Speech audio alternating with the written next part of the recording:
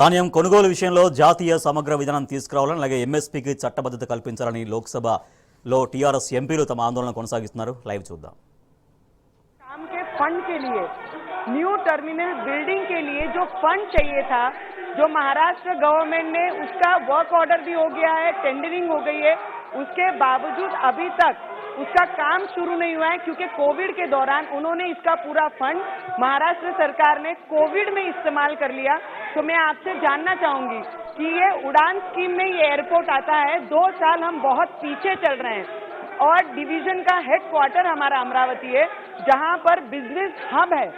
आपने अगर देखा तो पूर्ण सिटी लैंड, डिजी लैंड और महाराष्ट्र में विद्यार्थी और पढ़ाई के लिए और बड़े हॉस्पिटल और सर्जन लाने के लिए हमें एयरपोर्ट को बहुत मजबूत करना पड़ेगा। तो मैं सर आपसे विनंती करूंगी, इसमें जो आपको चीजें चाहिए थी महाराष्ट्र के ये डिपार्टमेंट से वो आपको दे दी गई है, पूरी इंफॉर्मेशन दे दी गई है।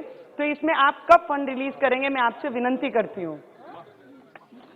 अध्यक्ष महोदय, ये प्रश्न के संदर्भ के साथ नहीं है क्योंकि प्रश्न एयर बबल्स पर है, अंतर्राष्ट्रीय आवागमन पर है। लेकिन मैं अपने तरफ से माननीय सदस्य को कहना चाहता हूं कि जरूर आके मुझसे मिलें और अमरावती की एक बहुत प्राथमिकता केवल महाराष्ट्र में नहीं है लेकिन पूरे देश में है और अमरावती के लिए जो भी आवागमन की सुविधा हम लोग कर पाएं, आप जरूर मेरे पास आके मिलें और हम दोनों चर्चा करके देख लेंगे कि भविष्य का क्या रास्ता हमें अपनाना होगा। बहुत बहुत धन्यवाद। ET Mohammed Basheer ji, no no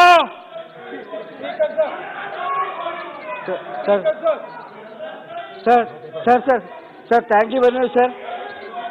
As far as air bubble agreement is concerned, India have entered into agreement with almost all the countries in Gulf except Saudi Arabia. Honorable Minister may be aware that there are lakhs of Indians working in Saudi Arabia.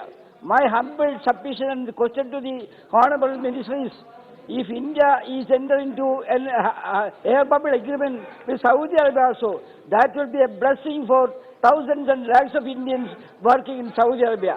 They can travel with a reasonable rate to Saudi Arabia.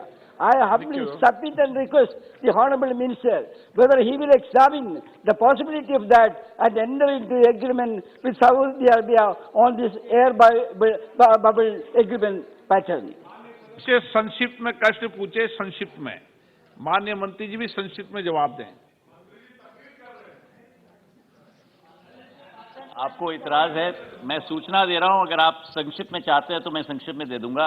Bashir साहब has raised the issue of the air bubble for Saudi Arabia.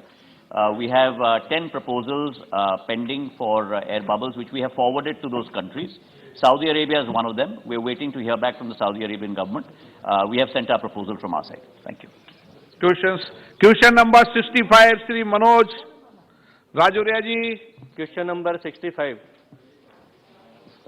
अध्यक्ष महोदय उत्तर सदन के पटल पे रखा गया। माननीय सदस्य। धन्यवाद माननीय अध्यक्ष महोदय।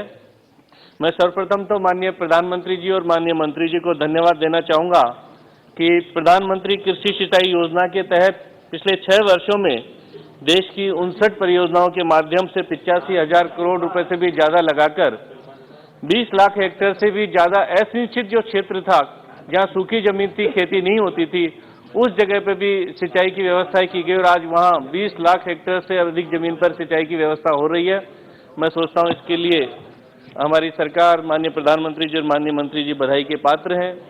मैं माननीय के मंत्री जी का जवाब मिला, इसके संदर्भ में मेरे 2 प्रश्न होंगे। पहला प्रश्न मैं माननीय मंत्री जी से जानना चाहूंगा कि मेरे संसदीय क्षेत्र करौली धौलपुर के करौली जिले के अंदर एक चंबल पांचना जगर लिफ्ट परियोजना का महत्वपूर्ण विषय, जो कि वहां के किसानों की सिंचाई और पेयजल की योजना थी, काफी समय से लंबित थी और राज्य सरकार ने ईस्टर्न राजस्थान कैनाल प्रोजेक्ट के अंदर इस योजना को जोड़ के भारत सरकार के पास में भेजा हुआ है, ऐसी जानकारी हमारे पास में है।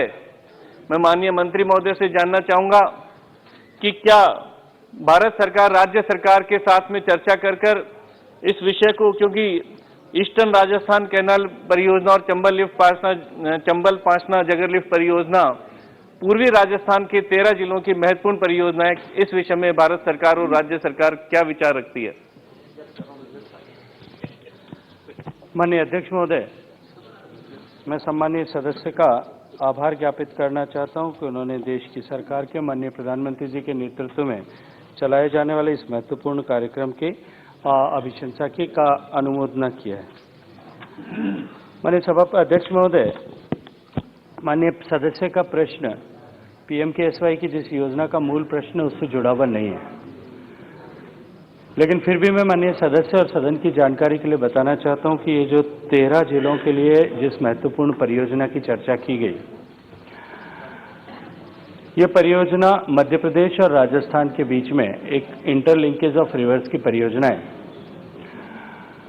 दोनों राज्यों के बीच में जो पुराना समझौता है उसके अनुरूप यदि चर्चा की जाए, उसकी दृष्टि से देखा जाए तो जो वाटर अवेलेबिलिटी है, डिपेंडेबिलिटी ऑफ यील्ड जो है, उसको लेकर के अभी दोनों के बीच में सहमति नहीं बनी है।